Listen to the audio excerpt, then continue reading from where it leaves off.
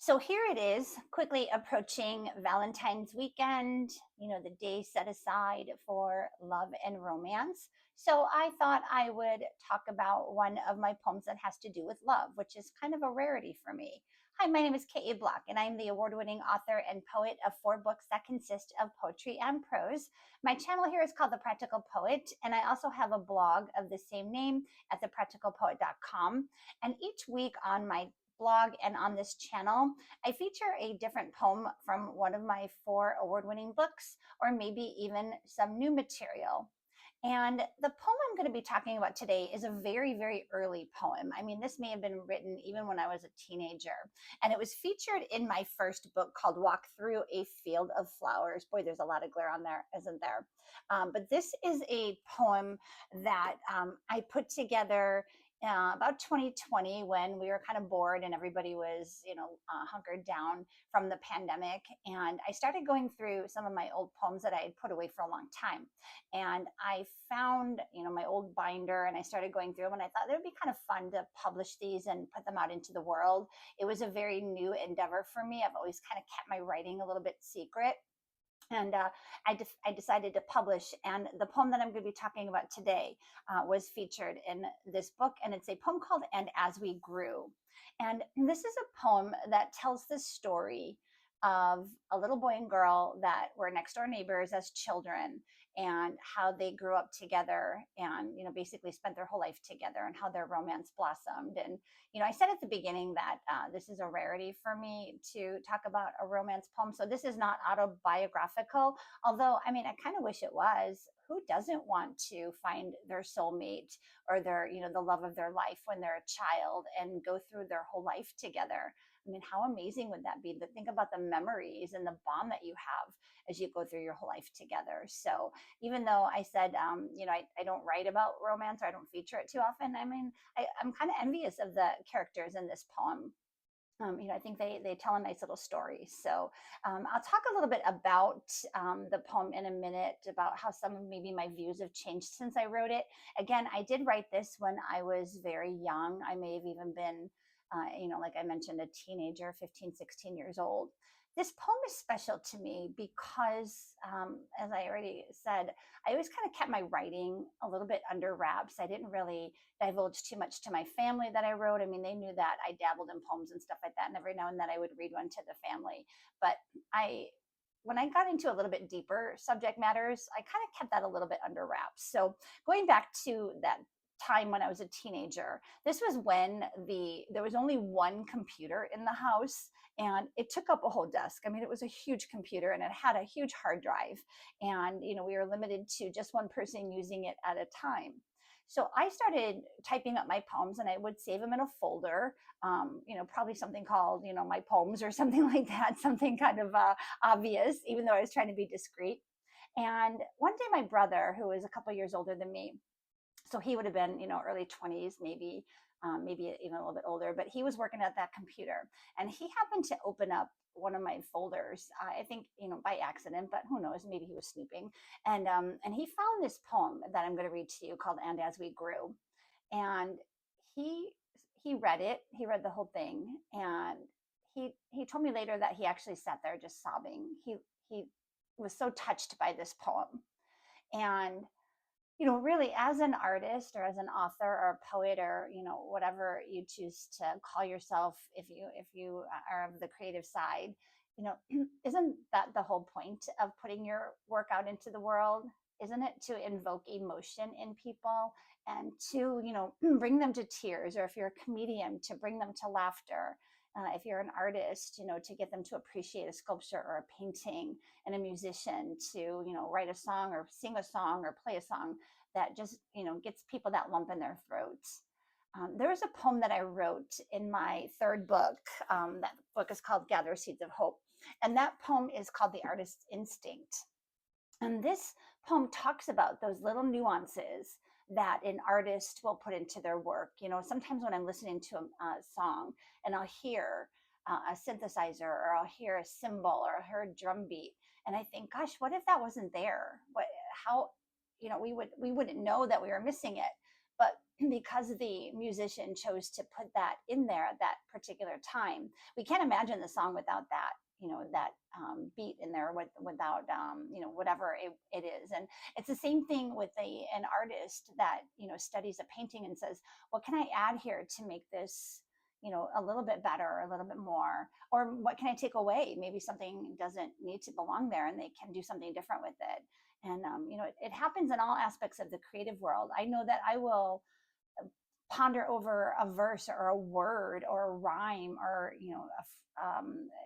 of my poems for probably way too long.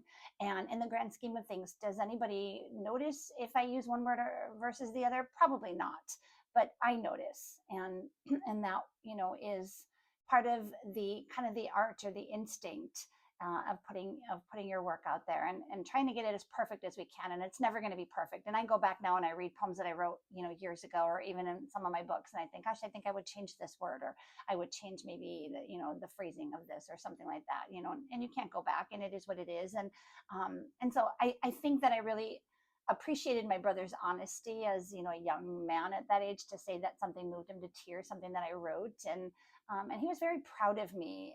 And for an older brother to be proud, he's kind of a tough cookie, and he's sometimes not always the most supportive. So to hear him, really say, I'm really proud of you, and I really loved this poem, and it brought me to tears. It was really a special moment for me.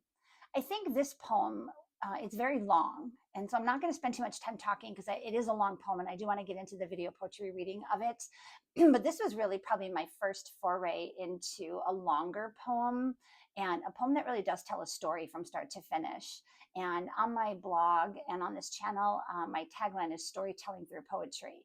And I really, gravitate toward poems like "'Twas the Night Before Christmas," or poems that tell a story, and where you can, kind of wraps it up in a nice, neat little bow, but it happens to rhyme, and it doesn't always rhyme, and it doesn't have to rhyme, but just that kind of storytelling through verse or through song is something that I really gravitate to. And I think this was really my first experience with that. And now many of my poems are very long, if you're familiar, and I do tell a bit of a story in most of them. And I think this was maybe the start of it. So I'm going to go ahead and get into the video poetry reading. Like I mentioned, this is quite a long one, and again, very young poem. And I have a couple of different views that I'll share with you after I read the poem. So before I get into it, I am going to go ahead and take a sip of tea. I can feel my horse getting a little scratchy, my throat getting a little scratchy or a little hoarse. So I'm going to go ahead and take a quick sip of tea. It's a beautiful sunny day out here in February, right before Valentine's Day. The snow and the cold weather seems to have moved on, at least for now. And it's actually like in the 40s today. So, hey, I'll take it. If we can get that right before February, I'm all for it. So one more quick sip here. Pardon me, a quick clearing of my throat. And if you don't want to stick around for the full-length video poetry reading, the full copy is available on my blog at thepracticalpoet.com /blog. And then again, this poem is called "And As We Grew." When I was just a little girl with shining eyes of blue, I looked upon the house next door, and somehow I just knew. For in that house there was a boy with dusty eyes of gray, who made my heart dance in my throat when he would glance my way. But little boys don't waste their time on girls and sweet romance. Quite opposite, they'll run from them if given half a chance. But in this boy next door, I sensed a warm sincerity, as if somehow I always knew his path would lead to me. And through the years, as we both grew, my heart would swell with pride when he would enter through a room and I'd be by his side. And as we grew, I felt the yearning all young girls must feel when dealing with their changing lives and pain that is quite real. But through the adolescent years and early college days, we journeyed down two different paths and went our separate ways. From time to time, I'd think of him. The yearning would not end. I'd count the days until I could see my faithful, trusted friend. When finally that day approached, I wasn't quite prepared to come to terms with what I felt. I really was quite scared. For suddenly, the boy next door had grown into a man who made my fingers turn to gel when he would touch my hand. And now I stand before him in my wedding gown of white. I see him walking toward me, and my heart sings with delight. I say these vows with loving faith of what he means to me. I put this ring upon my finger for the world to see.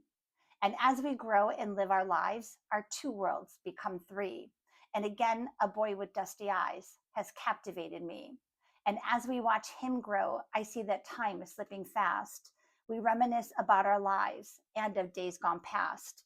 And someday soon, I know we'll have to let each other go to meet again in another place where once again we'll grow. The child we raised together is now leading his own life. We watched him grow from boy to man, and now he takes a wife. The memories roll down my cheeks in tiny drops of tears as I look through fading photographs of our younger years. I realize with silent pride as I look at my men, I'd live my life over again, if only just for them. So that was a video poetry reading of the poem And As We Grew, very young poem from my first book here. I'm so sorry about the glare, but it's called Walk Through a Field of Flowers. It is available on my blog at thepracticalpoet.com/books. I will put a link below.